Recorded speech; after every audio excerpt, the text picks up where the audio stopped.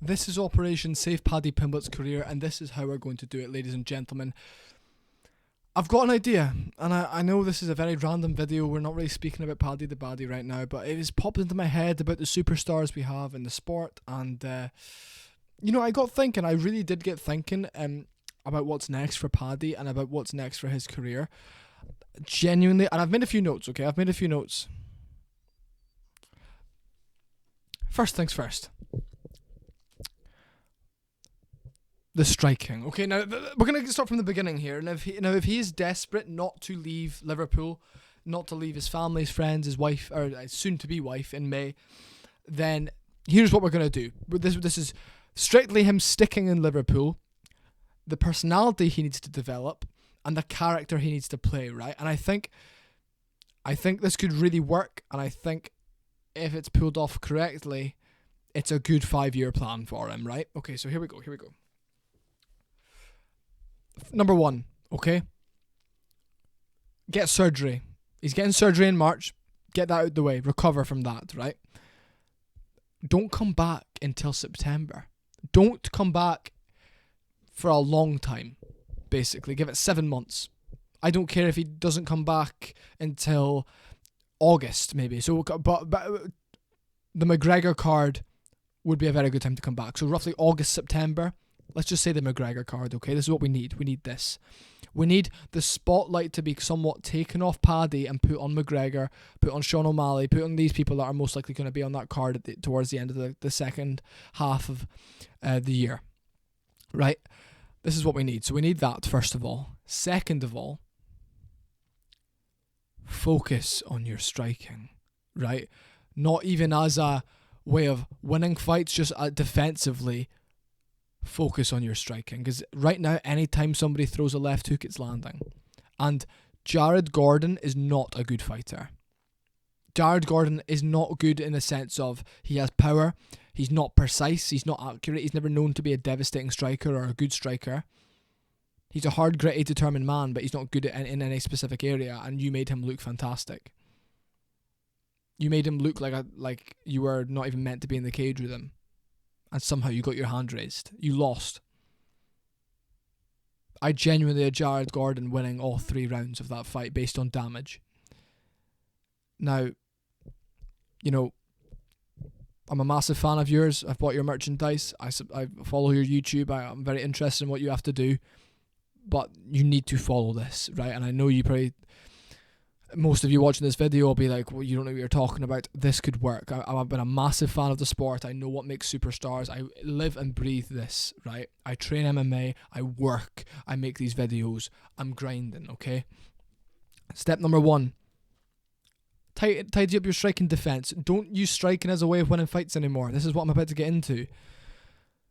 In the build-up to your next fight, what you're going to do, you're going to barely say a word. Cool, calm, collected. Avoid as many interviews as possible. Don't give anything away. Be very cold, very blunt in interviews. The fans will be like, oh, fuck, he's focused. Oh, fuck, he's serious now. That's weird. He's not being usual Paddy. It'll start coming out. Oh, he's nervous now. Like, he's not the same as he was. Jared Gordon did this and that to him. Okay. No problem, brother. If that's what you think, that's okay. No problem. Next. What to do? Go out there, and this is my plan. Tony Ferguson, Michael Johnson, someone who's known by the fans, someone who's dangerous. Maybe Alexander Hernandez if he comes back up to lightweight, something like that. Someone who's like a fun little fight. Not Alexander Hernandez, like he's been battered a lot. Maybe somebody like the guy that Dan Hooker just beat. You know what I mean? Puelles. Someone like that. But preferably a big name who's dangerous, like Michael Johnson or Clay Guida, someone like that. And then what you're going to do is you're going to go out there from the bell, run at them and take them down. Get them to the floor. Like, this is what, if your grappling is everything you say it is, take them down, wrestle them. Wet blanket them, smother them, knee them in the ribs from side control, get into your half guard, start doing damage. Damage, damage, damage. this is where it's going to get controversial. If the submission's there, yeah, take it. Get him out of there quick and easy. Damage. Fuck them up so their face is a bloody mess and your face is fine. Round 2, do the same. Round 3, do the same. I don't really want to see a quick submission from Paddy. As a fan, I would love that, but I think for his career, he needs to go out there and dominate somebody now and fuck up their face. Next, the fans are going to be like, oh, well, you know, we still haven't seen what Paddy's striking's like. That doesn't matter. You're going to have to ignore that, brother. Brother, you're going to have to ignore that. You're just going to have to be like, look, you'll see it when you see it. Then, on the mic, after your win, just say something like, that's more like it. That's more like it, lad.